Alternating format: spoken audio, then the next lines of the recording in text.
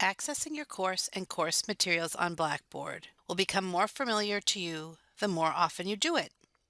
So let's just look at logging in. Once you have logged into your course, using this web address above, mycourses.qcc.edu, you will find yourself on this page. Your username is generally your email that you use to register for your Blackboard account, and your password will be welcome #2 QCC, all one word together.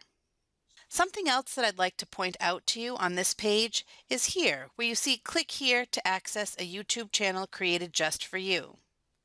I just want to quickly click on this to show you what you will find here. SABES has listened to all of our participants and understand that some of these tasks that you're asked to do within Blackboard may be new to you. So we've created this special Blackboard channel that talks to you a little bit about how to do the basic functions that you'll be required to do as a student in a Blackboard course for SABES. These videos are always here for you to access, and we're happy to take suggestions for additional videos that you might find useful.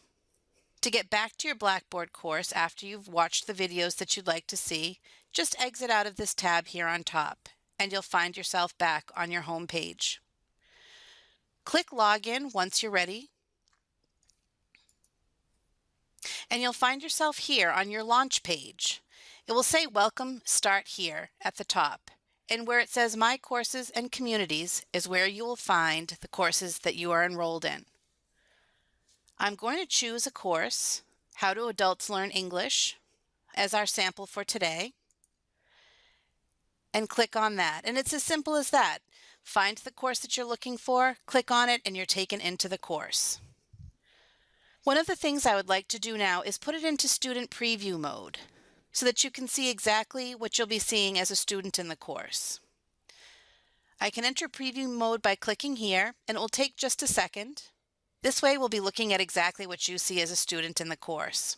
You'll find as you enter the course that you're on the announcements page. This page includes anything that you might want to know that's happening in the course, anything your facilitator would like to communicate with you. I'm just going to scroll down. There are quite a few here for this course. This course has a series of webinars, so there are reminders here that you'll see. And every single course way down at the bottom will have a Blackboard Support announcement. This is actually me here, Kate Anderson. You can click here to email me. This is my phone number. We never want you to struggle within the course. Reach out and we will help you troubleshoot and walk through any problems that you might have. I'm just going to scroll back up here for a minute to show you another critical part of the course here. And that is this left-hand navigation panel here. This is how you will move about the course. To learn more about the course, your facilitators, or what you're going to find within the course itself, just click Start Here and Home. For this particular course, you're introduced to the facilitators. There's some information on navigating the course. You'll see here the course learning objectives and the types of activities and the computer requirements. All of this is good information and important for you to take a look at prior to beginning the course. As I scroll back up, what do we see next here in the left-hand navigation panel? Here we see course content. This is where you're going to find the meat of the course. All of the course materials are here, listed by module. So let's take a look at this course, Module 1, Preliminary Activities. And you can see here that the instruction is to complete these activities prior to Webinar 1. So let's see what kinds of activities they're looking at. Here you can see where they're asking you to do a pre-course assignment, and the directions are here below. A little bit about what you can expect in the preliminary activities is here, along with a couple of introductory videos that you're going to want to look at. Activities here are indicated by the red dots, and any handouts that you might want to have access to are here for you as well. So you just want to work your way down the screen. When you've completed all of these activities, let's go back to course content and see what's next. So after this was Webinar Theories, Approaches, and Implications for Instruction for this particular course. This takes you to the webinar page where you're going to find the PowerPoint and any other handouts that they would like you to bring with you to the webinar itself. So it's very straightforward. Follow your way down the left-hand navigation panel and click on each of the modules. You'll find all of the content for that week. Other things that you're going to find here in the left-hand navigation panel are again, another way of accessing the announcements. So if you want to return to the announcements, simply click here and you'll be taken back. If your course offers discussion boards, you'll find those here as well as a question and answer board, so that if you're in the course and you have a question, you can use the Q&A board and our facilitators will take a look and get back to you with a response.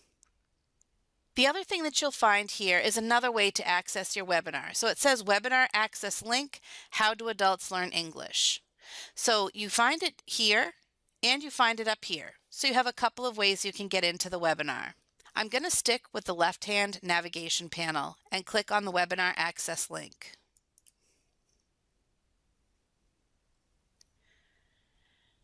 Here you'll find How Do Adults Learn English, an exploration of second language acquisition principles. By clicking there, you're taken to this screen here where you click Join Course Room.